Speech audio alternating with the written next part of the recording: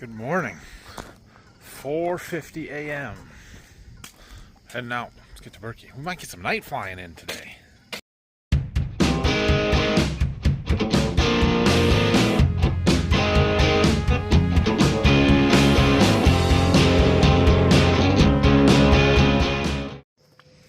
Still dark. We've made it down here. The barn looks good over there with the lights on it. Probably not on camera, but anyway, we're going to gain some light here pretty quickly because the sun's going to come up soon. But we're going to get everything set up and we might just as well start flying. All right. I think we are ready to go here. Part of my exemption paperwork or process or whatever was the night operations exemption, so I am legal to fly in the dark. Oh boy.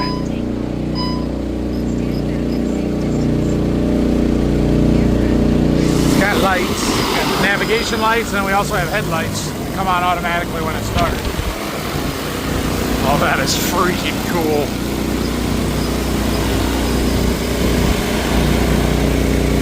That is awesome.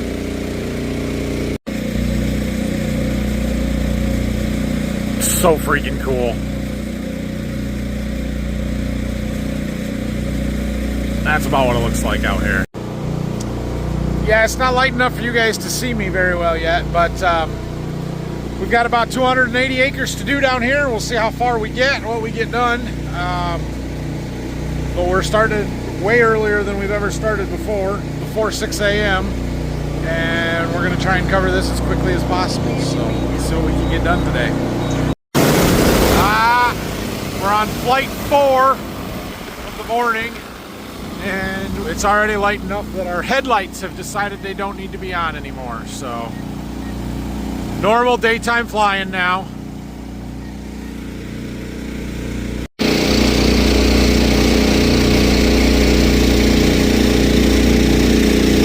Good morning, sunshine. 6:42 a.m. We're almost 25 acres into this. We're only 27 acres into this. Started at 5:57 was our first flight, so we'll see what we get in our first hour here.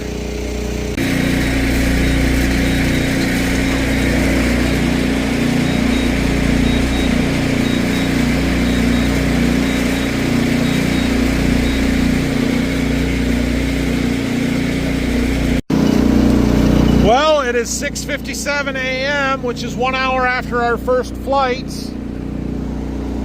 36.2. Flight number 9, I believe we're on.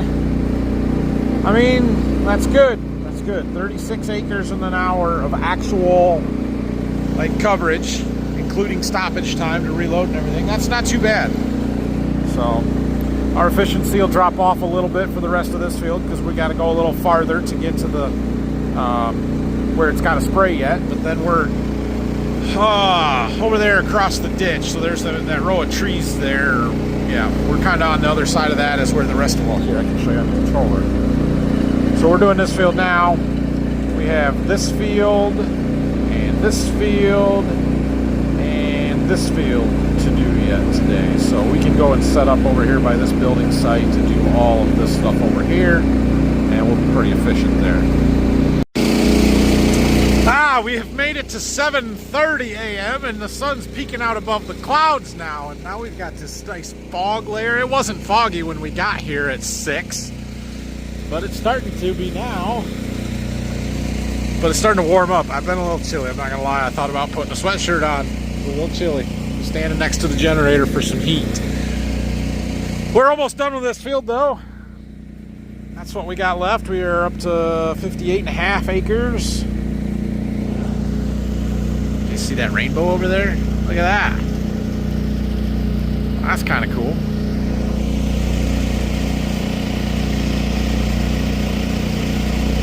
Laying it down. Still a perfect morning. We have no wind, no breeze at all, so that's helping.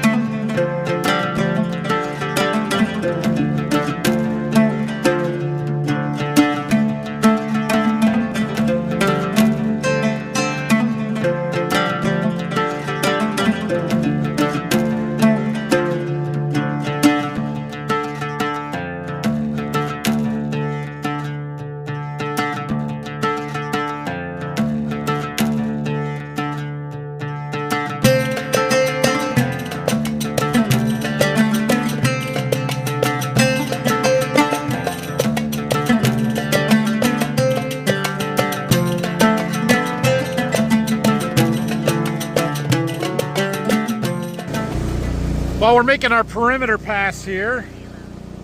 Yeah, just ran out.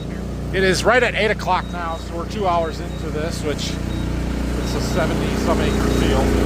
Yeah, now 73 done. So we got just one more tank load and we're done with this one. We're doing good. All right, so we got this reloaded. It's gonna finish flying our perimeter. I get to question a few times about why I fly the perimeter pass instead of just letting it spray on its turns and back and forth. You can do that. You can let it just do the routes only and not worry about spraying around the outside of the field when you're done. It would probably be just a little bit more efficient, save me a little bit of time. Oh, this one's gonna be too close. Hold up. Okay, that was better. We pushed this field out a little bit here. It used to be like over here, and so it got a little close. That's all right. Anyway, the perimeter thing is kind of just a comfort thing for me because that's how we farm fields, right? We put end rows on and we clean up the ends it just feels more complete. And it doesn't take that much time. Plus, I think that it helps me stay off the edges a little bit farther when we're by trees and stuff, when we're turning through the field, making the normal passes, the route passes. So, I don't know. That's why I do that. It's a comfort thing. Makes me feel like we're covering the field better.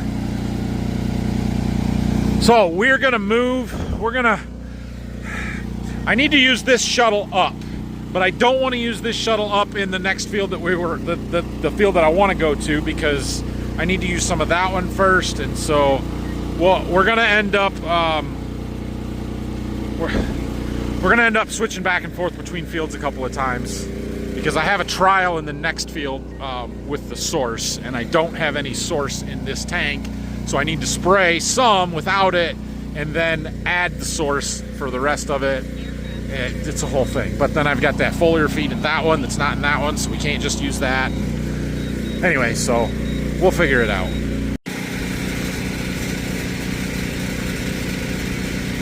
That is so freaking cool. Look how wide that pattern gets. Impressive. All right, so we are spraying this this field here, 8-1. Field number on this one. Whoa, hold it so people can see here, dude. Come on now. And we're gonna use up what we've got left in this tote. Let's see, we did like 75-ish acres on that other field, 74 something, so we should have about 25 acres worth. I think there's 67 maybe in this field, so we won't get half of it, not quite half.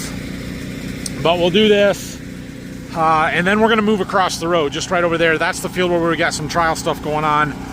With our source and blueprint, which was a seed treatment or a planter box seed additive that we put in when we planted. So I got to figure out where those boundaries are and try and draw boxes around where we want certain. Yeah, it's going to be a little bit of a pain in the butt, and so we're going to spray part of it, and then we're going to add some more stuff into that tank, and then spray the rest of the field, kind of thing. And we may have some untreated strips over there as well. Nope, scratch that. The untreated strips are the ones we're going to spray first before we put the added products in. Those are the untreated check. But we got to keep the fungicide the same so that the difference isn't whether or not it had source on it. Or the difference is whether or not it had source, not whether or not it had source and fungicide. I got it. I got it. Trust me, I got it. Got our shuttle empty, making our last flight in this field for now. We're going to end up with right at 30 acres, so about half done in this field, which is good. It is just after 9 o'clock in the morning. We're already well over 100 acres done today, so we're flying through stuff. That's really good. We're going to move, so landlord that we rent these other farms from, that's his house. Building site down there with the grain bins. There's a driveway around the back side of that barn, and we're gonna go park there to fly this other field. And I pulled up my trial protocols and the planning map, so I know where everything is at, and we're gonna spray this stuff out and do it right. We're gonna have to do it in some stages because first stuff we need is with no source in it, just as it is for our untreated checks. And then we're going to add the source to that whole tank and spray until we get down to like 10 acres or 20 acres to go or something. And then I have a jug of some folic acid that they want me to spray on some of them in one of the strips, and that's in the back of the truck. So, but we got to wait until we get our tank down to the right spot to be able to add that. So. All right, well, this is going to be kind of a pain here, but we'll do our best. So I have highlighted out where our untreated check goes, and by untreated I mean no source, no fungicide. Over there, there's one of them. We're going to do another one over here, but we got to do them one at a time, and then we're going to have to figure out how to spray around all of that stuff, not overspray it again, which is, yeah, like I said, going to be kind of a pain, but we will figure it out. So there's only 6.5 acres in this first one, and it overlays perfectly where we have a no blueprint strip with the beans, so that didn't have the extra treatment on the beans, but it's only about half of that because part of this over here also did not have it. So yeah, gives me the test that I need. So we're making our last flight of our untreated checks here. There's one strip and here's the other one, and it's going to finish that now. So we can see how much chemical or solution we've got left in our tank. Divide that by 2.5. That tells us how many acres that we can spray with that yet. And we're going to add enough of our source to cover that many acres. It's an ounce to the acre rate, so it's not going to dilute it out. It's not a big deal to add. You know, we're talking like half a gallon or a little more than half a gallon that we're going to put in there. So I'll go ahead and figure that out and get it mixed in so that after this is done, then we'll select the larger field. We'll put some no-fly zones in, or no spray zones in, where we've already sprayed and where we want our last strip to be, when we're going to add another chemical in later, and we'll spray the rest of the field around it. We've got a 40 on the corner that's a different field. Between the rest of those two, we should use up this tank or get it down to where we need it to be. Looks like 225 gallons to me. Divide that by 2.5 and gives us 90 acres worth. So we need 90 ounces of this. I got a couple of open containers here. I'm hoping there's 90 ounces in there. I think this is what I want. So the green areas are areas that we already did. They show through on the controller, but if you zoom in, they're grayed background and there's no yellow lines through them because I've selected the field all the way around them. So essentially those two green strips are areas that I made their own fields and we've already sprayed them, right? And then we need one more strip that's not getting sprayed with this mix because we're going to spray it at the end. And so I've got that non-spray zone highlighted there. And we should be able to come back in and make that its own field later. So we're going to spray the rest of this, the yellow, and that is 70 acres. And I believe that is good to go. While we're moving across here, got a pattern that looks like that. We got a lot of partials to clean up, but it'll be okay. And we're getting down. We got to get down to 25 gallons left in that tank, so close to empty before we can add that one jug up there. And then we'll spray this little gray box over there. So we're getting through it. Let's say we got left in this field 31 acres. 31 plus it's going to be a little bit more than that, so probably an hour and a half to 2 hours we'll be out and done here. It's what time is it? It's 11:15. I'm ready for some lunch, but since I didn't get breakfast, that's all right. We're going to spray out what we've got because once we pack up here, we're gonna go. There's a gas station a mile that way with chicken and whatever, and I need gas for the truck, and then we'll head back to the farm and reload for however many acres we'll have left, and we'll have to figure that out once we get all of this empty. So it won't be too much. We'll be done here at a really good time. I mean, we're well over 150 acres into today already, and it's not even noon yet. So I am trying to avoid putting my canopy up until after we move and come back, but starting to get hot out. Fortunately, we have these silos right here that are providing me a little shade yet. Finishing up our perimeter pass on this field. So we've got this one strip over here that we haven't sprayed yet. We're going to get to that. We're down just under 50 gallons. You got to remember I got these totes on a little bit of an angle here. are tilted. I got the back end up so they drain better. So we need it to get down to about the top of the 2 and the 5 right here. And that'll be our 25 gallons. And then we'll dump in that jug and spray that. But we're gonna go do the field on the corner over there. We've got 42 acres on the corner. It's not part of this field. It's this one over here. So we're gonna go spray until we get down to where we need to there. We'll dump in this jug. We'll spray that strip that's over there yet that needs to be done. And then we'll spray out what we've got left back over there. And then we'll go get lunch. We'll mix up what we need to finish the rest of that field on the corner and the rest of the one across the road that we've already got almost half of it done. And we'll be out of here by 3 o'clock.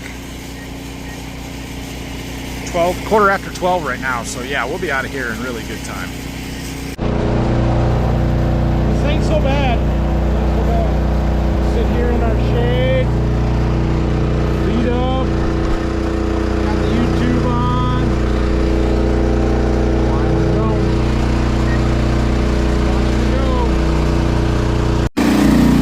Okay, we've gotten down to where I thought we were about right for our 10 acres left in there, 25 gallons.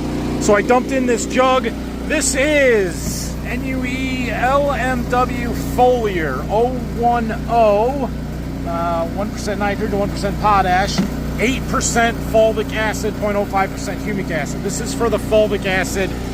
This is something that the Sound Ag, the company that makes Source, gave me to test for them. I did a strip with the corn at V5. We're doing a strip with the beans here at R3. And the idea is that it helps to get the source and the nutrients into the plants a little bit better. I am not super versed in fulvic acids and humic acids. I've used quite a bit of humic acid. They're more for nutrient availability within the soil. The humics we put in a lot with our starter fertilizer and our soil applied fertility products. They kind of act like a chelator, but they're not a chelator, but they just help keep nutrients available to the plant for longer and give the plants access to them. The fulvics, though, are a much smaller particle size, but they're in the same realm as the humic acids, but more meant for foliar application, for nutrient absorption into the leaves and stuff. At least that's my broad understanding of it. I'm sure there's more nuance and more complexity to it than that, but I don't have a great understanding. We're putting this product in a quart to the acre because that's what my sound agronomist wanted me to do, and we'll test it and see what kind of results we get from it. So as soon as we're done with this pass that we're on, we're going to go back and fill in over there. That probably isn't 10 acres, so we'll end up doing another load in the field where we're at, and then we're going to go reload.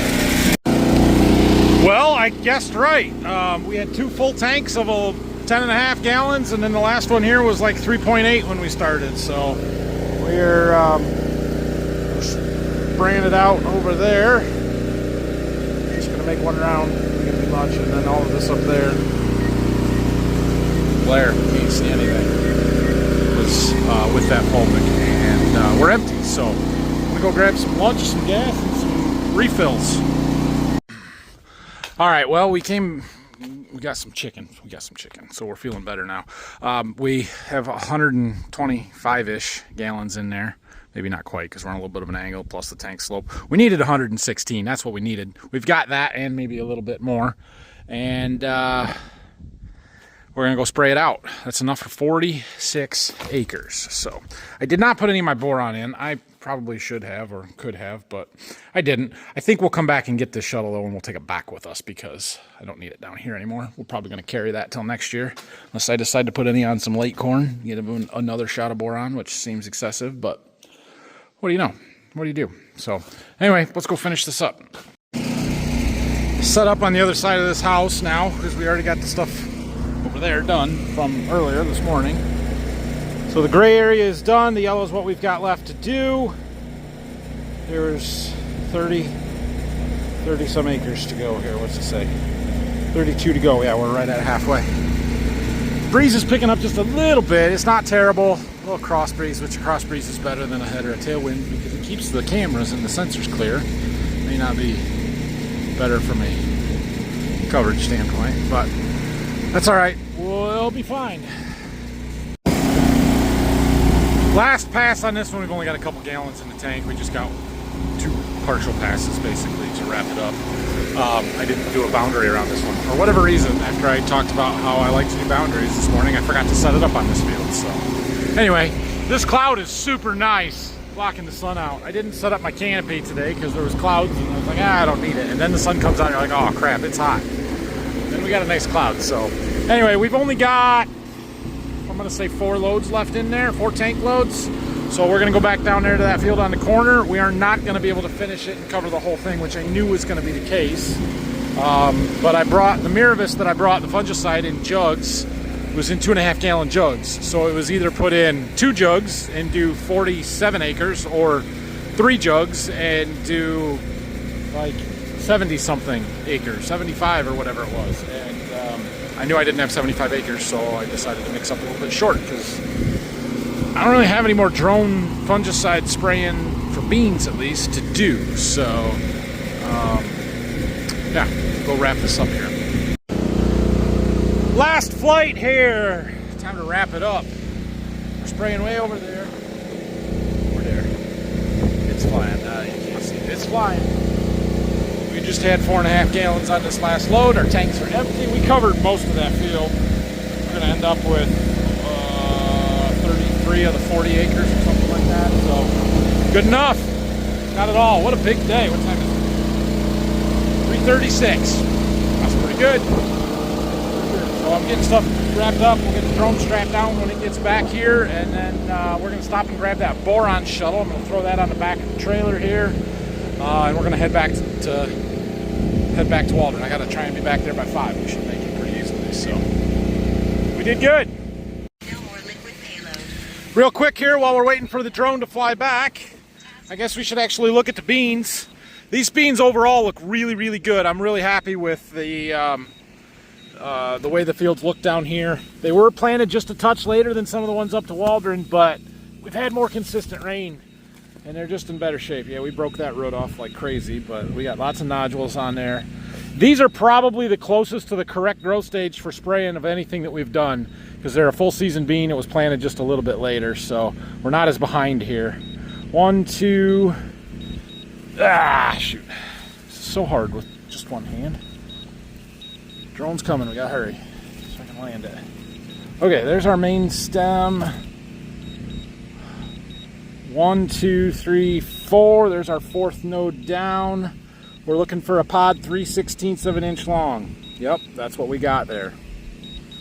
Perfect timing at the R3 growth stage for these. They'll probably be some of the last, if not the last, soybeans that we harvest. That is by design. We have our fullest season beans and our earliest corn planted here at Berkey. So the plan is to come down, finish soybean harvest here, and then jump right into the corn, so we're only making 1 trip instead of having to make 2 trips, 1 for corn and 1 for beans. Oh, we got our boron tote. Jack's around. We got an old ditch bank mower there. He's trying to make it more functional. Let's put it that way. Fixing her up so we can use it with the 4440. We got that 4440 down here. He got the air conditioner all fixed up on it.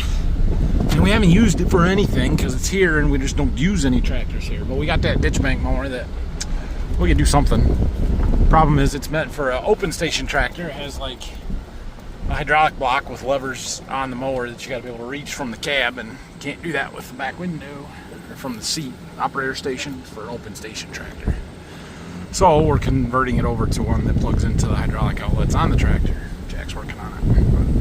All right, let's head back. Go back. I hear wheat moving through the grain system. We got a bunch of wheat we got to haul out before fall harvest, so I think we got all the corn hauled and we'll start working on some of the wheat. We're gonna clean up the trailer here a little bit, get this shuttle boron off. I got some of the chemicals and stuff out of the back of the truck that we didn't end up using. We got a lot of stuff used up, but not quite everything I had hoped for, so that's all right. We've got 1 or 2 more loads of fungicide to spray with the big sprayer. We'll try and get done tomorrow. Empty out what's a little bit left in that shuttle, and then I got 1 jug there that we didn't use today. We've got some insecticide left, so that'll be the rest of the beans, and then that's the majority of the spraying. Now, we are not done with the drone. We're close to done with the drone. We've got all the corn and the beans done with fungicide, right? I do, however, want to mix up 25 or 30 acres worth of the generic Liberty and go back over to those muck pockets that we sprayed yesterday and hit those in a few different fields. So that'll be part of what we're going to do. And then I have about 100 acres worth of a very late, I shouldn't say very, and like an R3 timing on corn foliar feed. And we have some of this Aquila XL, it's a generic Aquila XL fungicide that was super cheap. I think we're going to spray about 100 acres worth of corn yet with the drone, give it another shot of fungicide, some more foliars, just to try and really push it. Now we're talking about doing this on like, 100 acres of the irrigated field or my high management strip across the road here. So we'll probably end up doing another 150 to 200 acres with the drone. It's not a lot, not a big deal. But yeah, we have certainly covered a whole lot of ground with it. Looking at the stats from today, we did 262 acres before 4 o'clock, before 3:30 really. That's a pretty good day. I mean, 300 acres is easily doable if I would just keep going and needed to keep going, which I don't.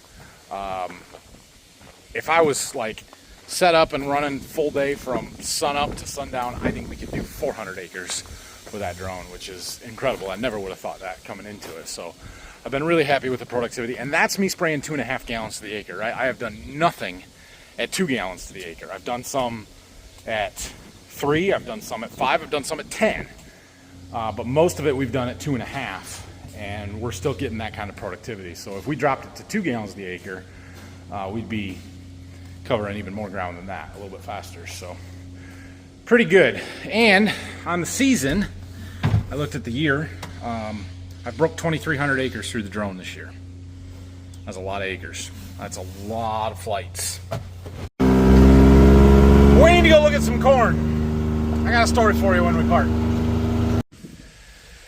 So last night, as I was getting home, and I forgot something down at the farm, so I got on our little golf cart and was heading down here to get it out of the office.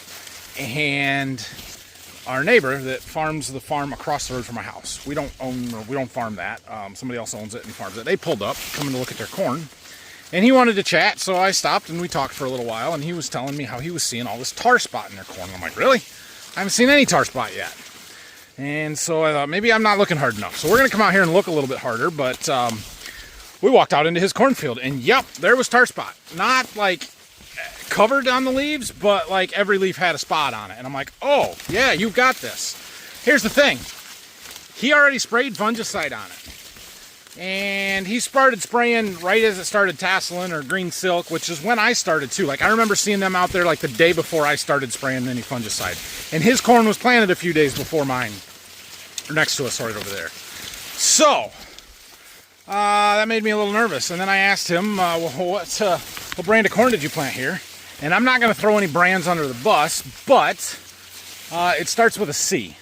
And yeah, that company, I am aware, does not have the greatest tar spot resistance, disease tolerance. So we are standing in the split of my high management standard practice plot, and I want to walk out here and see how much tar spot we can find. Like that one right there. It's definitely here. We'll compare the treated side, fungicide flown on, versus the untreated side and see if we can see much difference, but I think it's here, guys. So I walked in here a few rows. Actually, I should go a few more. Should be able to see the split. There's a variety split here. I'd like to be right on that change. Oh yeah, right here. Right here. So this is the untreated 103 day, 105 day. And I want to see how much tar spot we've got in these two passes and varieties. And I know there's some because I already found some. That looks good. Is that a tar spot? No, that's a bug poop. How about that one? Nope. Little black spots on the leaves. If they scrape off, it's not tar spot. Let me look around for a minute. We'll see what we find. See that? That little black speck there, that is tar spot. Just starting to come through the other side. But I'll be honest, I had to look for quite a while to find that one. There's not much out here, which is a good thing. Now, we didn't spray this with fungicides, so if we're going to get it anywhere, this would be kind of where I would expect to start to see it. But I don't see much, and that's a good thing. Do have some decent ears here, though. Look at that one. A little variable. Ooh, there's some Japanese beetles clipping silks, which at this point we're past pollination, so that really doesn't matter.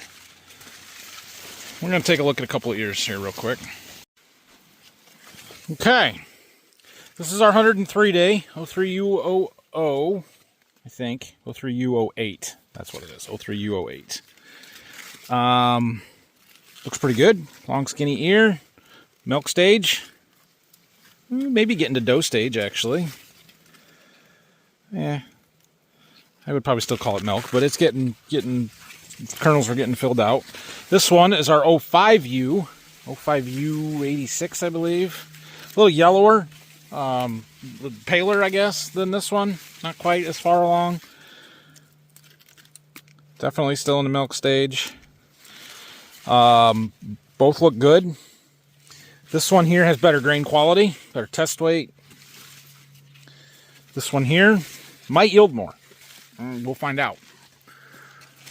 Both look pretty decent. Now, we're going to walk 24 rows that way and be on the variety split in the treated side that we've been pushing a little bit farther. Ooh, look at that.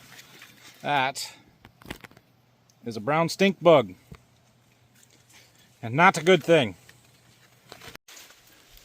They're generally a bigger problem in beans than they are in corn. But all right, we are in the other split. So now we have the 103 on this side and the 105 behind me here. I'm going to look at the leaves. We're a little darker green, just general color. We're definitely greener to the base of the plant than we were back over there, which I would expect because we've had, you know, the starter fertilizer and just generally taken care of it a little bit more. Now that I say the greener color, like this variety is a little paler than this variety is. So maybe that's more a variety difference than treatment difference, but it looks good. I know I didn't show this on the other side, but you can see we've got green leaves to the base of the plants here. Looks pretty good. We could use some more rain. You guys want to send me some more rain? I would take it. I don't expect to see any tar spot here. There's a black spot, but that is not a tar spot. We do see a lot of these little specks here. I don't think that's anything really to worry about. Like I said, this has been sprayed. This strip, the treated strip here, is probably going to get a second shot here in the next few days, just because experimental purposes, but I don't expect to see any disease in here, so. Okay, looking at the ears, I see a couple of interesting things. One, this 103-day has a very low ear placement. Do you guys remember when we were in the irrigated field the other day? We were looking at this giant corn, and I was knocking ears off my head up here. These ears are barely up to my waist. Like, this is a much lower ear placement.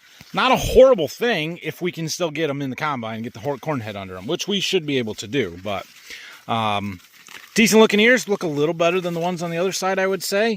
You'll notice we've got a little bit of some tip back here. That's some unpollinated or even maybe some aborted kernels. I'm not worried about that. I don't care about tip back. That doesn't bother me at all. I don't mind seeing it as long as it's not excessive. A little bit like that, that's fine. Now, over here on the 105-day, we have some really interesting stuff showing up. This was the first year I peeled. I'm like, well, that's a crappy looking ear. And upon closer inspection, yeah, it doesn't have very many rows around. It's a pretty narrow, skinny ear, but it is really long. And you'll notice from about here on, the kernels are white versus the yellow ones down here. This is not nearly as developed. Now, those kernels pollinated. They're filling out, but they were much later. And then I noticed the same thing over here. Like, we've got this very distinctive, much later pollination than the rest of that ear. And I'm a little baffled as to what caused that.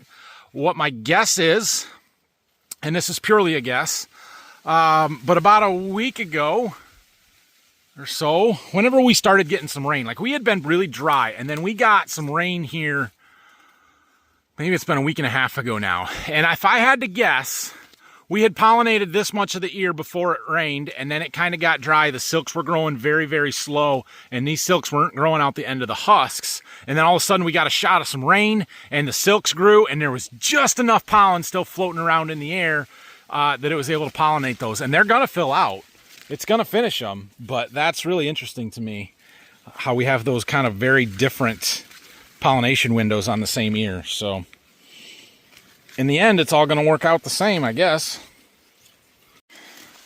Now, for comparison purposes, I'm back in that C-branded field, and tar spot, tar spot, tar spot. Like, that's 3 on the same leaf, and I didn't even get all the way back to the base of it. So, is that just the genetic differences? I mean, it's got to be, because, I mean, this had fungicide sprayed on it. And it's not every leaf like that. There's a tar spot coming. It's on a significant amount, and as fast as this stuff spreads, tar spot, like, he's going to make a second application, because this corn will be dead in 3 weeks if he doesn't. Tar spot, tar spot, tar spot. Tar spot. That's fascinating to me. Oh my, look at that leaf. Lots of spots. Yeah, this corn's not going to hang on very good if they don't spray it, which, I mean, I talked to him yesterday. He said he's going to, so they'll be all right. It's just fascinating to me to see the genetic differences. And then we come right over here, we're a few rows over, and I bet it's pretty hard to find. This is back on our side of the fence row.